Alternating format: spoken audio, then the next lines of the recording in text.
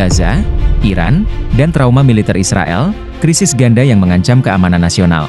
Tensi yang semakin tinggi di Gaza dan ancaman dari pihak luar seperti Iran, turut mengguncang stabilitas internal militer Israel. Perang yang berlangsung tanpa henti di Gaza membuat banyak tentara IDF mengalami trauma psikologis yang mendalam.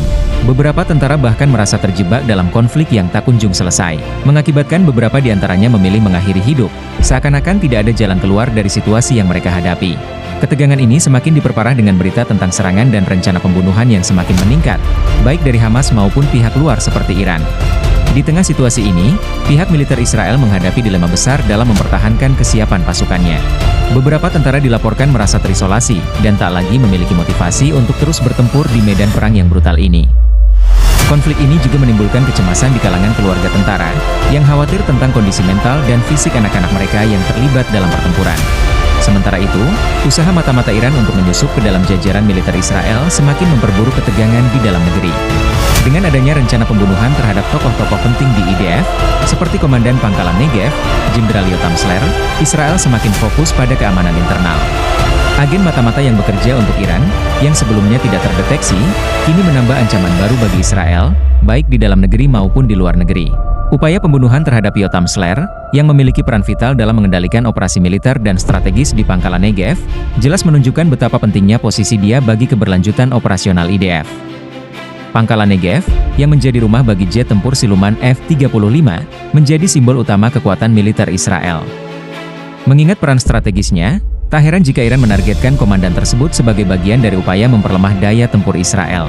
Tak hanya itu, serangan-serangan yang dilancarkan oleh pasukan Hamas dan militan lainnya semakin mengguncang psikologi para tentara Israel. Kejadian-kejadian seperti serangan bom dan ledakan yang menghancurkan tank atau kendaraan militer lainnya, terus memperburuk suasana hati dan moral para prajurit IDF. Banyak yang merasa terjebak dalam perang yang tak berujung, memunculkan rasa putus asa yang bisa mempengaruhi keseluruhan kesiapan militer Israel dalam jangka panjang.